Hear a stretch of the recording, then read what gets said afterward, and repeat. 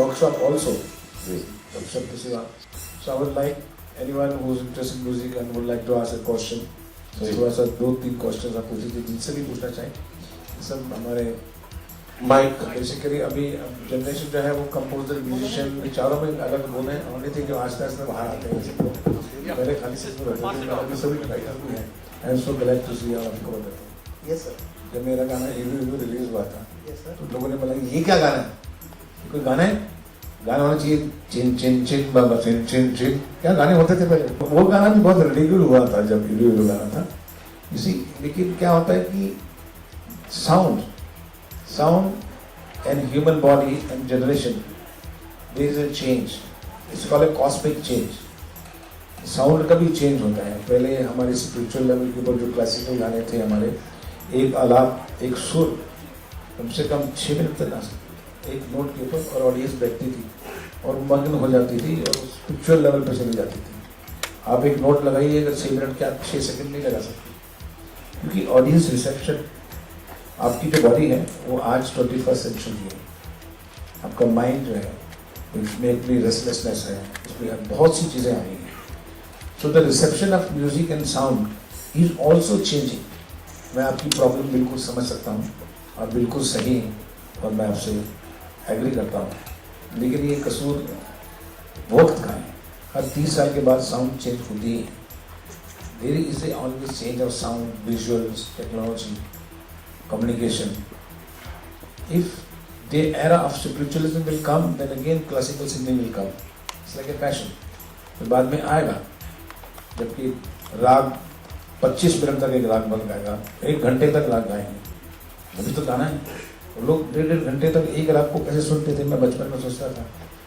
आज 2.5 मिनट से ऊपर गाना नहीं सुन सकते. वो सोचते हैं क्या क्या करना पड़ता है. एक दूसरे से पूछते हैं बस कुछ नहीं, मंदिर जाया करो.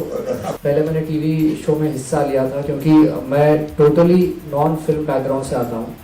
मेरी फैमिली में दूर दूर तक कोई म्यूजिशियंस नहीं है और मेरे पूरे ख़ानदान में कोई गाता नहीं है और सब डॉक्टर्स, इंजीनियर्स. मैं खुद एक इंजीनियर हूँ.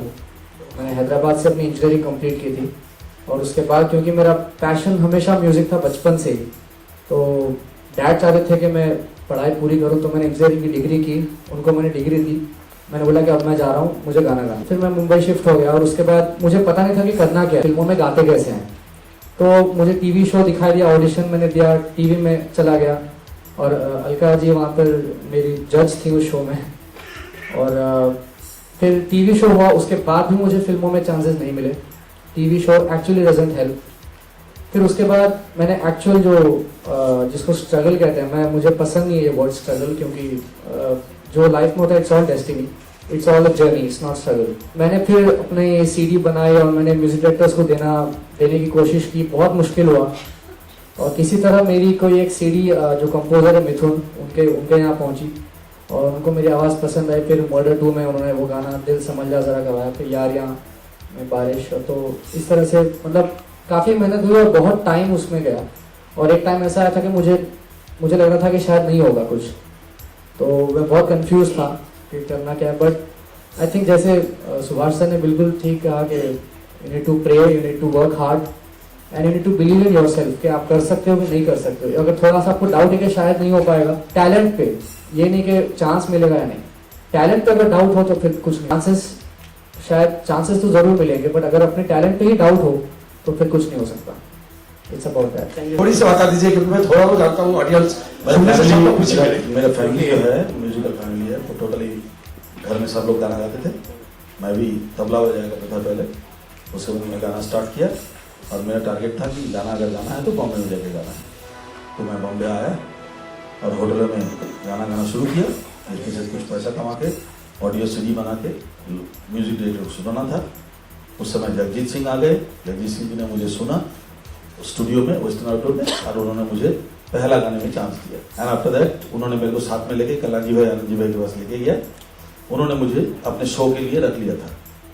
आफ्टर दैट जादूगर फिल्म में मेरे को मौका मिला अमिताभ जी के लिए गाने के लिए. That was my first break. And after that Aashiqui. उसके बाद आपको सारा मालूम. 70s I think we were together. इनके थोड़े बाल चले गए, मेरे रह गए. लेकिन यह है कि मैंने इनसे बहुत कुछ सीखा है. He is a master of cinema. He has been a cinematographer and director, writer, and he has given wonderful film. All of you know about it, and also a great sense of music also. So this will be incomplete if I don't invite him on the stage. And please, you come and talk few words about the music in cinema. Please, हम लोग आपको गप्पे सुनाएंगे. So इसी गाने की बात कर रहा हूँ मैं. दो दिल मिल रहे हैं. जब उसने कहा तो मुझे कुछ याद आया.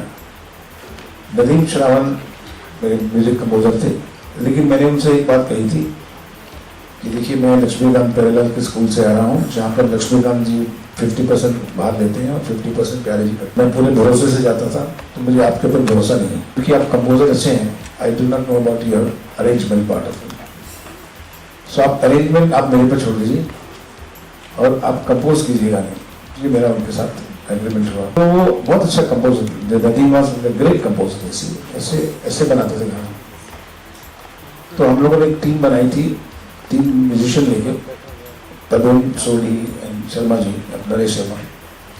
हम तीनों बैठ के इसका अरेंजमेंट बनाएंगे. तो हम लोग, मैं अपने बंगले में उनको ले जाता था, तो गाना तैयार होता था. उसके बाद हम लोग अरेंजमेंट का एक रिहर्सल करते थे. 2 दिन गाना था, तो इसका भी अरेंजमेंट हम लोगों ने एक दिन पहले, रिकॉर्डिंग से एक दिन पहले कुछ म्यूजिशियन बुलाए, 15-20 अरेंजमेंट किया. और दो दिल ढाम ढाम ऐसा पता, कुछ अलग ही बनता थी, बदन अलग ही ऑर्केस्ट्रा था, अलग ही था और काफी हैवी था. 2 दिन मिल रहे हैं, तो बस हमने सोचा एनर्जी डालेंगे इसमें. तो एनर्जी के लिए हमने काफी ड्रम ढप ये वो जितना था सब बना दिया. रात को बहुत खुश. लेकिन मुझे बख्शी जी का फोन आया कि कैसा तुम्हारा गाना खराब तो नहीं कर रहा तुम? मैं जी मुझे लगता है खराब कर रहा हूँ मैं. धुन तो थी, 2 दिन मिल रहे, वो तो हमारे पास थी. सुबह में उठा, मैं गया, सोचने लगा, स्टूडियो पहुंचा. 65-70 म्यूजिशियंस वर देयर. 70 म्यूजिशियन थे. सुनने वाली बात है, देखिए गाने की. तो मैं एक दूसरे डिपार्टमेंट में गया जहाँ पर कि हमारे कीबोर्ड के जो प्लेयर थे, उनका नाम तबुन है, कंपोजर भी थे. वो अपना एक परकशन बजा रहे थे, तैयार कर रहे थे कि अभी सब म्यूजिशियन आएंगे, मैं अपना पोर्शन तैयार करता हूँ. और हम लोगों ने उस वक्त मैंने तय किया शराम जी के साथ में कि जो 70 म्यूजिशियन थे उसमें से 55 म्यूजिशियन हमने कहा ये लीजिए पेमेंट घर जाइए. तो बोले ये क्या हुआ? हम टेक के लिए आए हैं, हम रिकॉर्डिंग के लिए आए हैं. बोले आपका पैसे लीजिए और आप जाइए, म्यूजिशियन नहीं चाहिए. और उस गाने में अगर आप ध्यान से सुने तो म्यूजिक है ही नहीं, सिर्फ गिटार है और परकशन है, तो कुछ नहीं. तो सारे म्यूजिशियन निकाले और वो गाना फिर मैंने इनसे जाके कहा, शादी बोल के, तो मैंने दीप को भी कहा था ये गाना सिंगर का गाना, ये गाना ऑर्केस्ट्रा का नहीं है, और सिर्फ सोलो को कह दो, आत्मा से गा दे. और इस पे आपको वैसे वो छेड़ रहा था, डरा रहा था आपको, लेकिन मैंने उसे कहा था कि ज्यादा रिहर्सल नहीं लेना. अगर रिहर्सल लोगे तो ये गाना खराब हो जाएगा. तो let him Singh in one flow.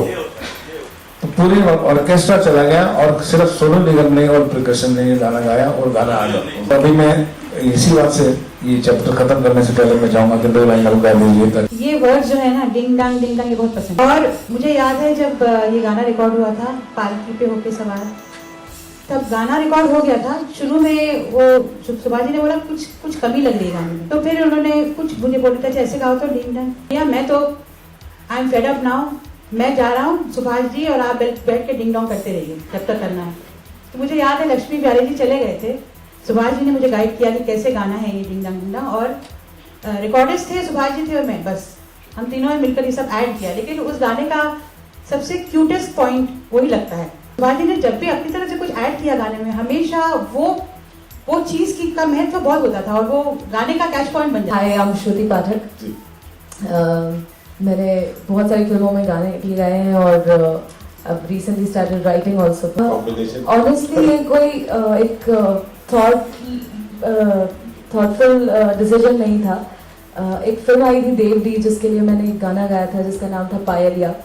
और जब इसके कंपोजर थे अमित त्रिवेदी, उन्होंने जब मुझे बुलाया ये गाना सुनने के लिए, और तब ये गाना टोटली एक रॉ था, उसको तब प्रोग्रामिंग हो रही थी उस गाने की. और I heard it and there was something, वो काफ़ी अच्छे दोस्त हैं, उनको पता है कि मैं लिखती हूँ, तो it was just spur of the moment I could totally visualize उस गाने के सारे lyrics मेरे ज़हन में आ रहे थे, and I सामने से asked him, you know, if I could write it, and that was my first experience in writing film songs.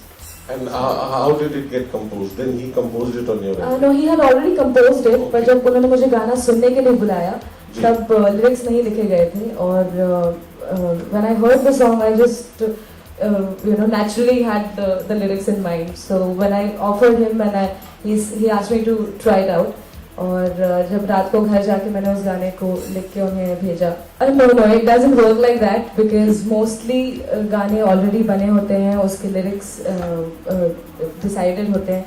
So it's only after the entire song is ready is when, और जैसे अलका जी ने बताया कि आजकल तो को सिंगर कौन है वो भी नहीं पता होता है, so it's usually very late in the stage that we enter the studio. But I've just been very fortunate कि जिस तरीके के गाने मुझे मिले हैं, they are lyrically also very strong, yet musically also, you know, so I've just been very fortunate. And मेरा एक बहुत ही popular गाना था, और which is very close to my heart, and I'm really happy Mohit Chauhan is here today, because he's also sung the same song with me. Mohit ji.